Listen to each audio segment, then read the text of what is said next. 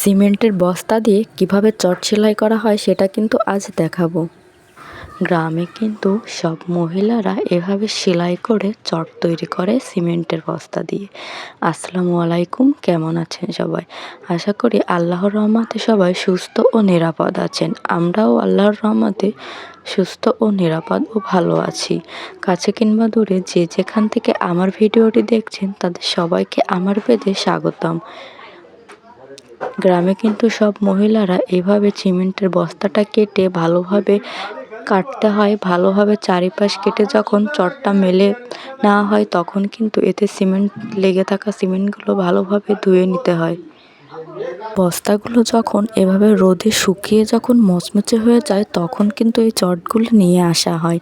নিয়ে এসে বড় বড় সুই দিয়ে আবার মোটা সুতো দিয়ে সেলাই করতে হয়। চটটা সেলাই করা কিন্তু অনেক কঠিন কাজ, কারণ এটা সেলাই করতে একটু হাতে ব্যথা হয়ে যায়, কারণ অনেক শক্ত, তো এই কারণে একটু সময়ও লাগে। গ্রামে এই চটটা কিন্তু বিছিয়ে সবাই রোদে যখন রোদ হয় এই শীতের সময় কিন্তু খুবই কাজে লাগে। কেউ বা মেঝেতে বিছিয়ে রাখে, কেউ বা বসে রোদে বসে গল্প করে, কেউ বা বসে খায়। গ্রামে কিন্তু ধানের কাজের সময়ও কিন্তু অনেক সময় এই চট ব্যবহার করা হয়। এজন্য কিন্তু এভাবে বাড়িতে কিন্তু এভাবে চট সেলাই করে নেওয়া হয়। আমাদের গ্রামে কিন্তু প্রত্যেকে এভাবেটাকে চট নামে চেনে। তোমাদের ওখানে কী নামে চেনে কমেন্ট করে কিন্তু বলে যেও।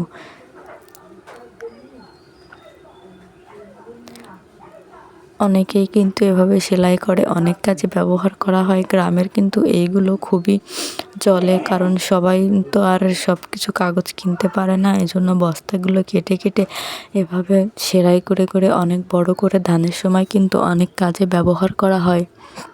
ধানের সময় খুবই উপকারী একটা জিনিস। আমরা কিন্তু গ্রামে থাকি, গ্রামের মানুষেরা কিন্তু অনেকেরই অনেক রকম স্বাদ থাকে, কিন্তু সব কিছু করার সাধ্য হয় না।